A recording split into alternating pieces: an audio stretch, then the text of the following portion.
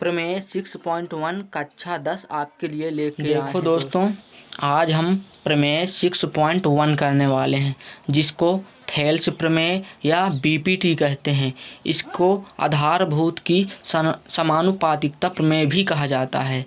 यदि किसी त्रिभुज की एक भुजा के समांतर अन्य दो भुजाओं को भिन्न भिन्न बिंदुओं पर प्रतिच्छेद करने के लिए एक रेखा खींची जाए तो ये अन्य दो भुजाएं एक ही अनुपात में विभाजित हो जाती हैं।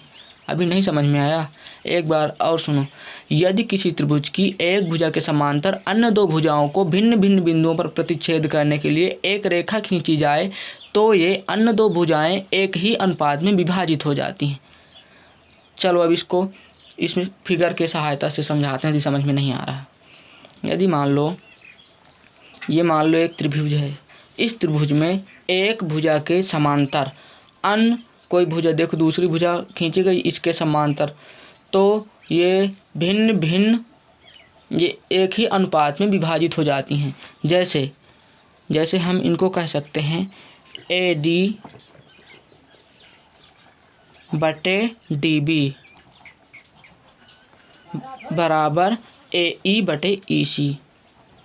AE बटे EC। अब दोस्तों इसको हमको सिद्ध करना है कि ये कैसे होता है, तो इसके लिए हमको रचना करना पड़ेगा। देखो रचना करते हैं हम। B से E को मिलाते हैं और D से C को मिलाते हैं। इसके बाद एक लंब AC पर खींचते हैं और एक लंब AB पर खींचते हैं।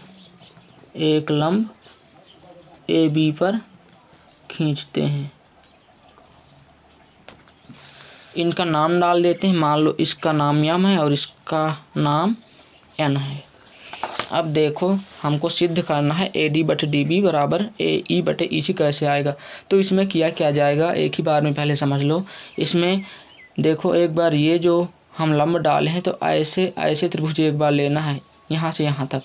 तो ये वाले त्रिभुज का क्षेत्रफल निकालेंगे और इसका क्षेत्रफल निकालेंगे, ये DEB जो बन रहा है। और दूसरी बार इस त्रिभुज का क्षेत्रफल निकालेंगे, दूसरी बार भी यही रहेगा। तो इसमें ये इसको लिया जाएगा तो इसमें क्या होगा, इसका क्षेत्रफल निकाला जाएगा और ये ऊंचाई का काम करेगा। तो जब ये आधार होगा तब ये ऊंचाई का काम करेगा, जब ये आधार होगा तब ये ऊंचाई का काम करेगा। आई बात समझ में? और ये पूरे में है लंब ME और इसमें AC का पूरे का लंब क्या है, ME है। आई बात समझ में? अब देखो सिद्ध करते हैं। तो सबसे पहले हमने रचना किया, तब देखो लिख देते हैं रचना में क्या किया। रचना में हमने B को E से मिलाया, B को E तथा C को D से मिलाया।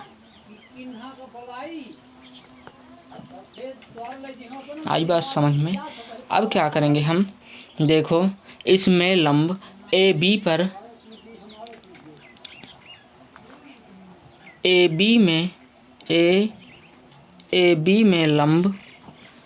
में लंब क्या है, ME और AC पे लंब क्या है, ND।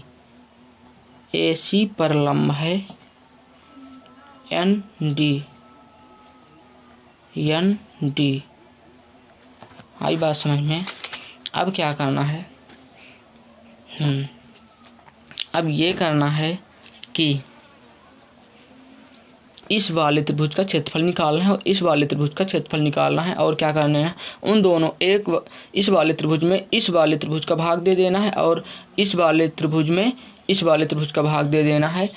जब चारों त्रिभुज का पहले इसमें इस साइड में 2 त्रिभुज आएंगे, इस साइड में 2 त्रिभुज आएंगे, और इस ऊपर वाले में से नीचे वाले का भाग देना है, इसमें भी ऊपर वाले में से नीचे वाले को भाग देना है। और फिर हमको सिद्ध करना है कि AD/DB बराबर AE/EC। एक बात और ध्यान से सुन लीजिए कि यदि एक ही आधार पर 2 त्रिभुज बराबर हों तो वो एक ही आधार पर यदि 2 त्रिभुज बने हों तो दोनों आपस में क्या होते हैं, बराबर होते हैं।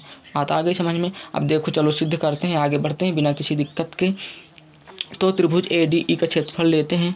त्रिभुज ADE का क्षेत्रफल, इसका जब क्षेत्रफल निकालेंगे तो क्षेत्रफल दोस्तों जानते हो कि होता है 1/2 गुणे आधार गुणे ऊंचाई होता है, 1/2 गुणे आधार। अब इसके लिए आधार क्या होगा, देखो इस त्रिभुज के लिए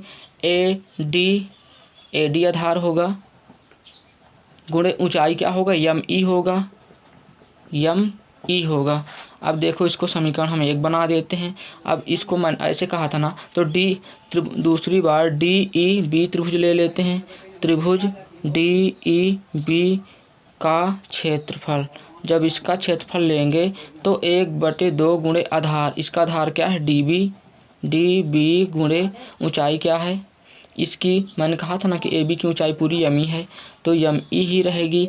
फिर क्या कहा था कि समीकरण 1 में से समीकरण 2 को भाग देना है, ऊपर वाले समीकरण में से नीचे वाले समीकरण को क्या करना है, भाग देना है।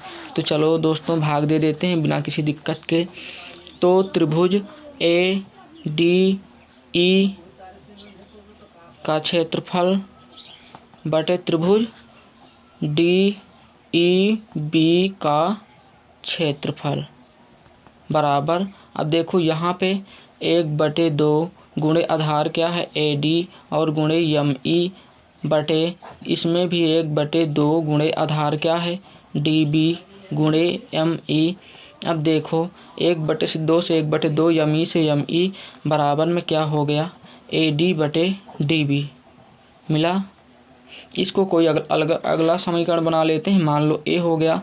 अब देखो इसी तरह इसको हम कहेंगे, तो देखो जिसका मान निकला है ADE का क्षेत्रफल बटे त्रिभुज DEB का क्षेत्रफल। अब इसके बाद अब मैंने ये कहा था कि इसको और इसको लिया जाएगा, तो एक बार उसको ले लेते हैं। तो त्रिभुज AED का क्षेत्रफल, त्रिभुज AED का क्षेत्रफल बराबर क्या होगा 1/2 गुणे आधार गुणे ऊंचाई। तो 1/2 गुणे आधार क्या होगा, 1/2 गुणे आधार क्या होगा, आधार होगा आधार AE, इसका AE और ऊंचाई क्या होगी, इसमें ऊंचाई ND खींचे तो ND रहेगी। इसके बाद ये समीकरण आपका 3 बन गया। इसके बाद त्रिभुज DEC से, त्रिभुज DEC से C का क्या लेंगे क्षेत्रफल बराबर क्या होता है 1/2 गुणे आधार क्या होगा इसका आधार हो जाएगा EC गुणे ऊंचाई क्या हो जाएगी यही ND। फिर वही प्रक्रिया इसमें भी करते हैं, ये क्या था 3 था, अब ये क्या हो गया 4 हो गया। अब देखो समीकरण 3 में से समीकरण 4 को क्या करेंगे, भाग देंगे। तो समीकरण 3 में समीकरण 4 को भाग देंगे तो त्रिभुज AED का क्षेत्रफल बटे त्रिभुज DEC का क्षेत्रफल बराबर 1/2 गुणे AE गुणे ND बटे, यही नीचे भी होगा 1/2 गुणे EC और गुणे ND। अब देखो ये 1/2 से 1/2 कट गया, ND से आपका ND कट जाएगा तो AE/EC बच जाएगा। इसको कोई समीकरण दूसरा बना लेते हैं, मान लो B बन गया। त्रिभुज AED का क्षेत्रफल बटे त्रिभुज DEC का क्षेत्रफल।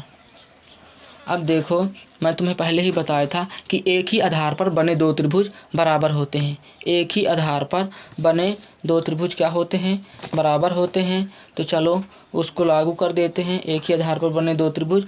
यहाँ पे तुम्हें दिखाई दे रहा है कि ये एक ही आधार है और इसमें दो त्रिभुज इसको मिलाए हैं ना, इसको और इसको, तो दो त्रिभुज बन रहे हैं, एक ये वाला और एक ये वाला। तो दोनों त्रिभुज क्या होंगे, बराबर होंगे। तो त्रिभुज आपके डी ई बी बराबर हो जाएगा त्रिभुज डी ई सी। जब ये बराबर हो जाएगा तो रख देते हैं। त्रिभुज ए डी ई का क्षेत्रफल, ए डी ई का क्षेत्रफल बटे इसकी जगह में क्या रखेंगे, डी ई बी के जगह में, डी ई बी के जगह में रख देंगे डी ई सी। त्रिभुज डी ई सी का क्षेत्रफल अब बराबर वही ए डी बटे डी बी। समीकरण इसको सी नाम दे देते हैं। बात आई समझ में। अब देखो, जिस समीकरण का लेफ्ट हैंड साइड बराबर हो, इन दोनों को चेक कर सकते हो कि इनका लेफ्ट हैंड साइड क्या है, बराबर है, तो हम राइट हैंड साइड भी बराबर कर सकते हैं। तो हम कर देंगे ए डी बटे डी बी बराबर ए ई बटे ई सी। ए डी बटे डी बी बराबर ए ई बटे ई सी। ये प्रूव्ड हो गया हमारा। आई बात समझ के। यदि वीडियो अच्छा लगा हो तो सब्सक्राइब कीजिए और लाइक कीजिए। कमेंट करके ज़रूर बताएं कि सही है या गलत है। फिर और तुमको जिस चीज़ का वीडियो बनवाना हो, जिस चैप्टर का वीडियो बनवाना हो, तो कमेंट करके ज़रूर बताएं।